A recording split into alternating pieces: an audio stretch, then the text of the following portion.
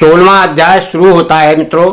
इसमें भगवान ने कहा है, श्री भगवान बोले, भय का सर्वथा अभाव, अंतःकरण की पूर्ण निर्मलता, तत्व ज्ञान के लिए ध्यान योग में निरंतर दृढ़ स्थित और सात्विक दान, इंद्रियों का दमन, भगवान देवता और गुरुजनों की सेवा पूजा, अग्निहोत्र आदि उत्तम कर्मों का आचरण करने एवं वेद शास्त्रों का पठन पाठन तथा भगवान के नाम और गुणों का कीर्तन, स्वधर्म पालन के लिए कष्ट सहन और शरीर तथा इंद्रियों के सहित अंतःकरण की सरलता, मनवाणी और शरीर से किसी प्रकार भी किसी को कष्ट न देना, यथार्थ और प्रिय भाषण, अपना अपकार करने वालों पर भी क्रोध न करना, कर्मों में कर्तापन के अभिमान का त्याग, अंतःकरण की उपरति अर्थात चित्त की चंचलता का अभाव, किसी की भी निंदा आदि न करना, सब भूत प्राणियों में हेतु रहे दया, इंद्रियों का विषयों के साथ संयोग होने पर भी उनमें आसक्ति का न होना, कोमलता, लोक और शास्त्र से विरुद्ध आचरण में लज्जा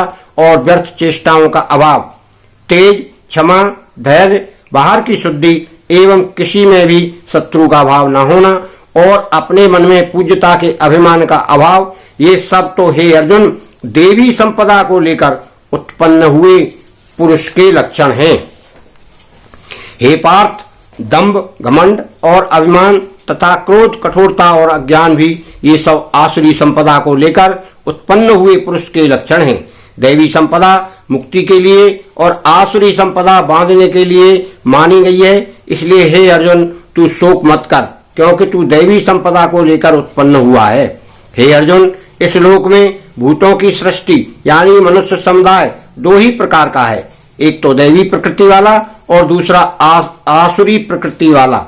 उनमें से दैवी प्रकृति वाला तो विस्तार पूर्वक कहा गया, अब तू आसुरी प्रकृति वाले मनुष्य समुदाय को भी विस्तार पूर्वक मुझसे सुन। आसुर स्वभाव वाले मनुष्य प्रवृत्ति और निवृत्ति इन दोनों को ही नहीं जानते, इसलिए उनमें ना तो बाहर भीतर की शुद्धि है और न श्रेष्ठ आचरण और न सत्य भाषण ही है। वे आसुरी प्रकृति वाले मनुष्य कहा करते हैं कि यह जगत आश्रय रहित है, सर्वथा असत्य और बिना ईश्वर के ही अपने आप केवल स्त्री पुरुष के संयोग से उत्पन्न है। अतएव केवल काम ही इसका कारण है, इसके सिवा और कुछ नहीं।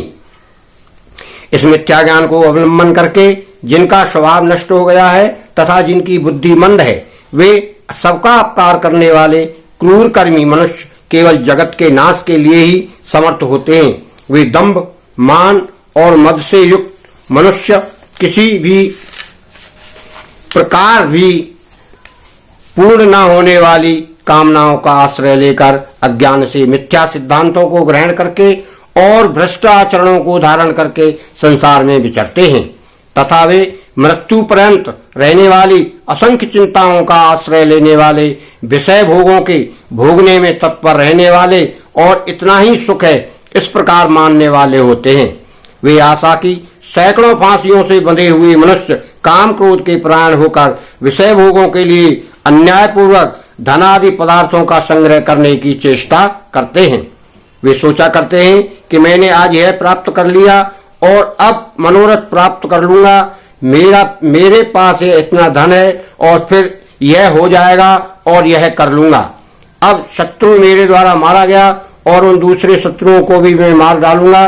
मैं ईश्वर हूँ, ऐश्वर्यों को भोगने वाला हूँ, मैं सब सिद्धियों से युक्त हूँ और बलवान तथा सुखी हूँ। इस प्रकार वह सोचता है, मैं बड़ा धनी और बड़े कुटुंब वाला हूँ, मेरे समान दूसरा कौन है, मैं यज्ञ करूंगा, दान दूंगा, आमोद प्रमोद करूंगा। इस प्रकार अज्ञान से मोहित रहने वाले तथा अनेक प्रकार से भ्रमित चित्त वाले मोहरूप जाल से समावृत और विषय भोगों में अत्यंत आसक्त आसुर लोग महान अपवित्र नरक में गिरते हैं। वे अपने आप को ही श्रेष्ठ मानने वाले घमंडी पुरुष धन और मान के मद से युक्त होकर केवल नाम मात्र के यज्ञों द्वारा पाखंड से शास्त्र विधि रहित यजन करते हैं।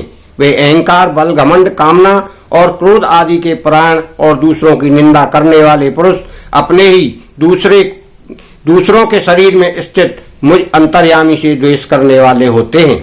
उन द्वेष करने वाले पापाचारी और क्रूर कर्मी नराधमों को मैं संसार में बार बार आसुरी योनियों में ही डालता हूँ। हे अर्जुन, वे मूढ़ मुझको न प्राप्त होकर जन्म जन्म में आसुरी योनियों को प्राप्त होते हैं, फिर उससे भी अति नीच गति को ही प्राप्त होते हैं, अर्थात घोर नरकों में पड़ते हैं। काम, क्रोध तथा लोभ ये 3 प्रकार के नरक के द्वार आत्मा का नाश करने वाले अर्थात उसको अधोगति में ले जाने वाले हैं।